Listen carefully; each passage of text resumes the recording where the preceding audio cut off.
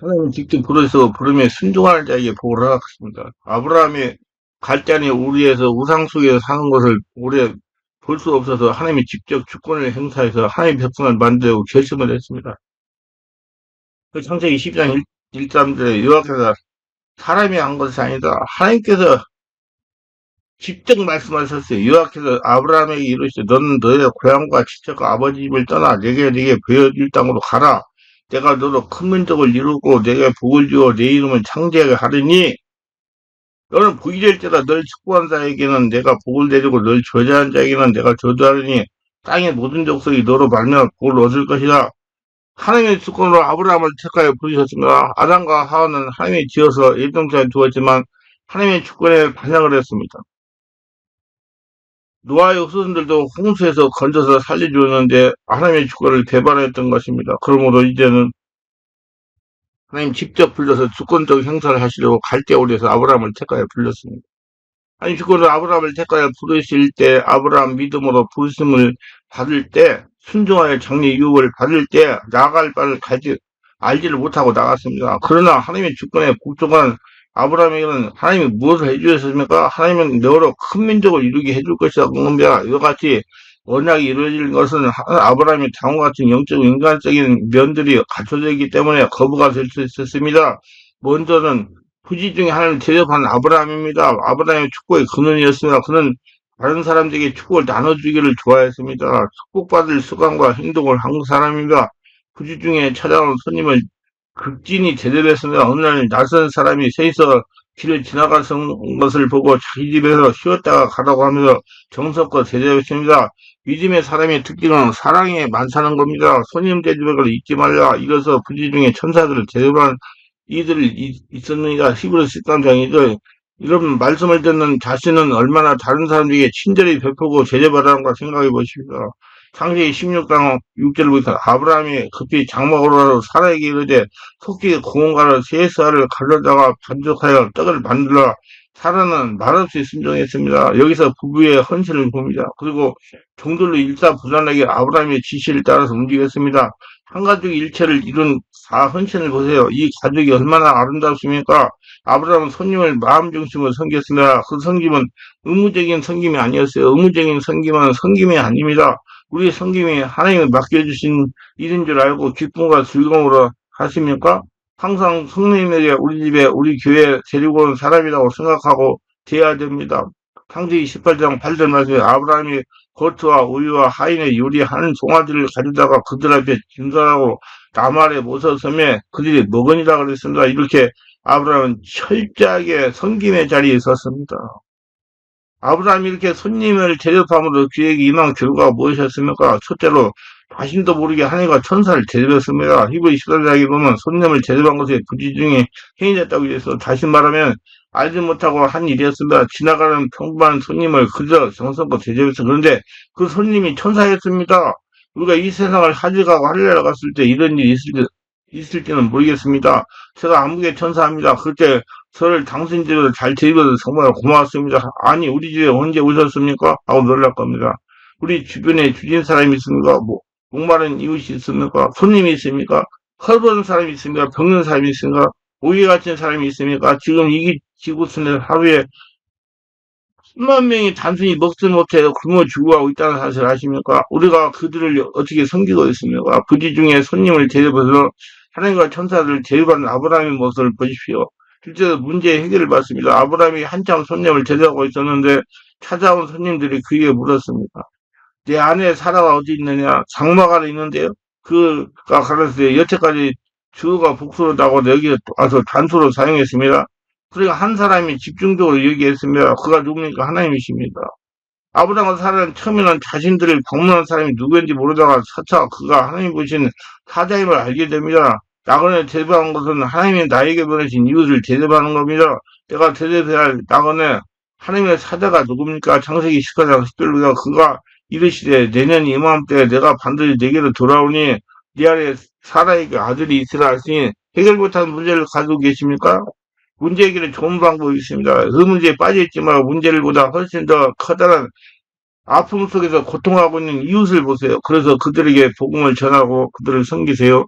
그때 나의 걱정이 첫 사치에 속하다는 걸 아시게 될 겁니다. 우리의 고민이 사치스러운 고민이 될 수 있잖아. 밥 한 끼를 제대로 먹지 못해 고픈 배를 움켜잡고 있는 우리 이웃을 생각한다면 우리의 고민은 차라리 사치 속에 속할 수가 있는 것입니다. 아브라함은 자신이 감당할 수 없는 문제가 있었습니다. 그런 고민 속에서 손님 대접을 힘썼더니 하나님이 내 문제에 내가 책임져 주마라고 말씀하셨습니다. 이때 사라가 장막에서 이 말을 듣고 울었습니다. 나나 내 남편이나 이제 나이를 낳을 수 있는 때는 지났는데 하나님 아무리 아들을 주신다고 하지만 그래도 이제는 사정이 다르지 않습니까? 그러나 하나님은 계속 혈투하십니다. 내가 하면 하는 거야. 창세기 28장 11절을 보시면 아브라함과 사라는 나이 많아 그리고 사라에게는 여생의 생리가 끊어지니라. 이 두 사람은 아이를 낳을 수 있는 인간의 한계를 넘었다는 것입니다. 창세기 28장 13절에 보면 흥미있는 말씀이 기록되어 있습니다. 여호와께서 아브라함이 이르시되 사라가 왜 웃으며 이르기를 내가 늙었거나 어떻게 아들을 낳으려 하느냐 사라들어 왜 웃어 하셨습니다. 창세기 28장 15절에 뭐라고 했습니까? 사라가 두려워서 승인치 아니하여 가로되 내가 웃지 아니하였나이다. 가라되 아니라 내가 웃었나이다. 여기서 양편의 말이 사실이라 봤으며 사라가 겉으로 소리나게 웃지는 않았습니다. 그러나 속으로 웃었습니다. 손님을 대접한 자리에서 뜻밖의 자기의 문제를 해결해 주신다. 약속을 받은 아브라함과 그 안에 사라의 이 복되는 관계를 한번 생각해 보십시오. 사실 하나님이 약속하신 대로 아브라함의 가정은 아들을 낳았습니다. 그 이름을 이삭이라고 했어요. 그 이름의 뜻은 웃음입니다. 아브라함의 가정에는 이제 웃음이 들어가기 위해서 하나님의 언약은 우리로 소망과 기쁨을 줍니다. 실제 한 영혼을 쳐다보다 귀하게 여긴 아브라함, 소돔과 고모라 성에서 포로 잡혀다가 도망자가 히브리 사람 아브라함에게 알렸습니다.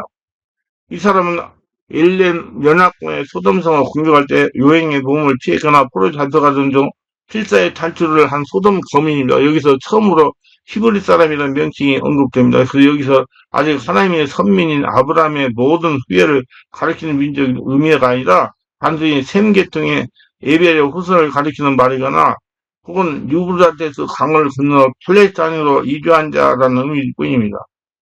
아브라함과 동행한 사람들은 아브라함이 거하고 있던 아무리 족속 마무리 상수리 숲을 근처에 마무리와 그 형제적인 예스골과 아넬이었습니다. 아브라함은 노세 이기적인 태도에도 불구하고 변함없이 그를 사랑하여 그를 구하기 위해서 나섭니다. 아브라함은 집에서 길리고 연습한 318명을 데리고 단까지 쫓아갑니다.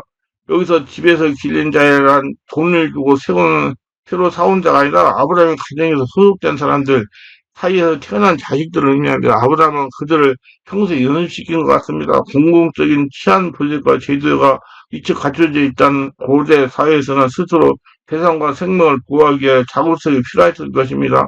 특히 유목민들은 많은 수의 가축들을 효율적으로 관리하고 도적과 맹수의 이력을 이겨내기 위하여 더욱 정의화된 일꾼들을 요구했을 것입니다. 아브라함과 그의 훈련된 자들은 밤을 타서 적들을 공격했습니다. 아브라함의 군사는 자신의 집에서 태어나 훈련받은 318명과 아무리 역사 원병은 투도 소수였고 전술기들도 승리의 방식을 틈탄 야간 사방 기습 공격을 했을 뿐입니다. 그런데도 내 왕의 지휘를 잡고는 강대국 정규군을 이길 수 있었던 것은 기돈 군대의 300명 용사처럼 그들이 하나님의 선봉자로 한 믿음의 용사들이기 때문입니다. 그런 적들을 공격하여 호박까지 쫓아가서 모두 빼앗겼던 재물과 자기 적과 족과 그 재물과 또 부녀와 인민을 다 찾아왔습니다.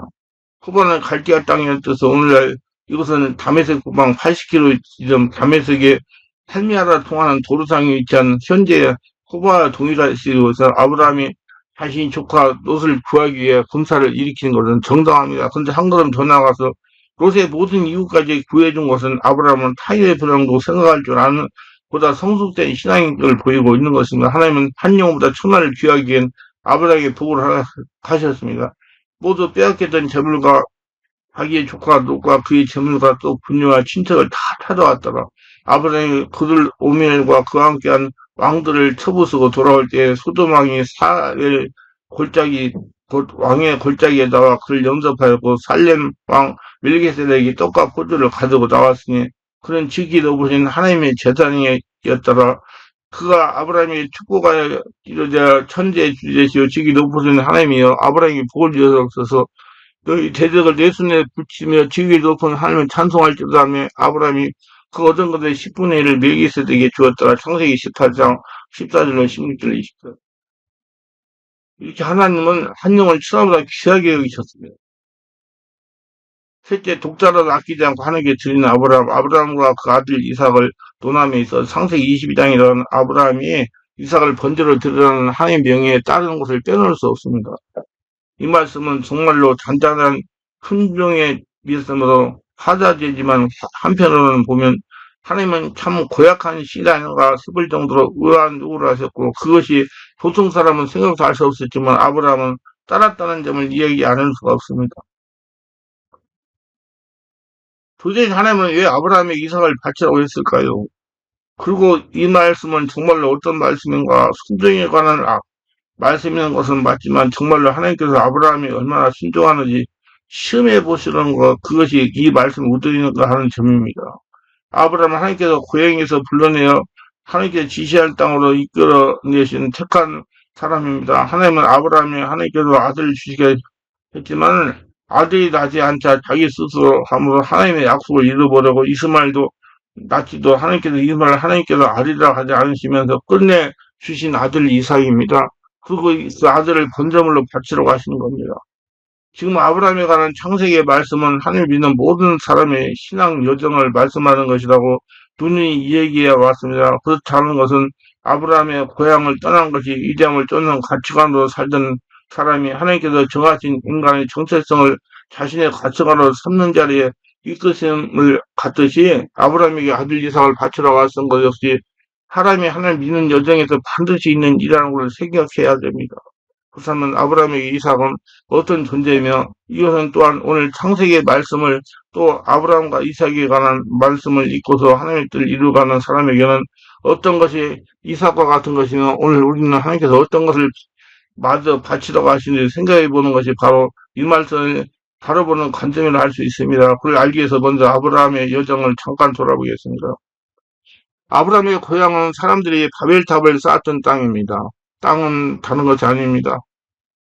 사람 그 자체입니다. 사람이 흙으로 만들기 때문입니다. 그러므로 아브라함이 있던 땅은 이잠을 쫓는 삶을 사는 것을 말합니다. 그러니까 사람들이 흙으로 벽돌을 만들 때 그 안에 집을 넣고 또 굽기까지 한 것 같이 사람이 자기 자신은 하늘을 이루지 못한다고 하나님과 같이 될 수 없고 하나님의 뜻을 이룰 수 없다고 생각해서 세상의 지식과 스물과 공부와 고상함으로 자기를 단련하고 시장을 하늘에 이르는 삶을 사는 것을 말합니다. 아브라함의 고향이고 또 오늘날도 하나님이 온전히 알기 전에 사람들의 삶이고 가치가 아닙니다. 그 자리에 따라서 하나님께서 지시할 땅으로 가려고 하시는 것은 하나님께서 정하신 사람의 자리로 가라는 말씀입니다. 하나님께서 정하신 사람의 자리, 인생의 자리, 삶의 모습이라는 것은 아브라함의 고향과 같이 사람을 이자하게 돼 하늘에 이르는 자리가 아닙니다. 아브라함도 롯과 갈등이 있을 때 그러한 이재성을 상징하는 일과 같은 땅을 도시 선택한 다음에 남은 땅을 선택했어요. 그랬더니 그 땅이 하나님께서 정하신 자리라는 겁니다.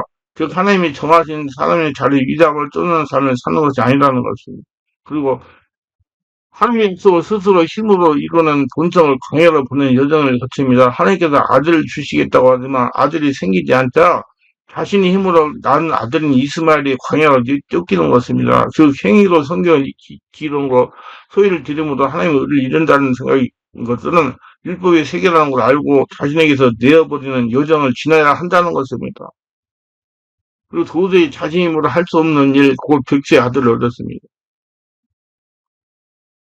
그래서 하나님께서 아들이라 할 수 있는 생명은 사람의 힘이 아니라 하나님의 은혜와 능력으로만 된다고 알게 했습니다. 이건 오늘 우리에게도 마찬가지입니다.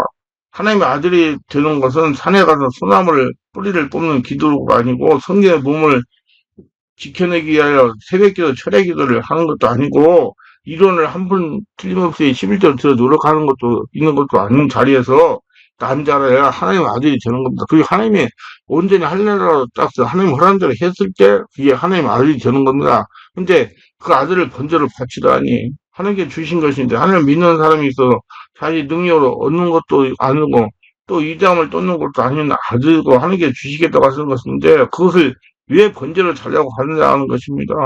하지만 이건 진정한 신앙이 저는 과정이 정말로 중요한 과정이라는 걸 안다면 어쩌면 놀랍지도 모릅니다.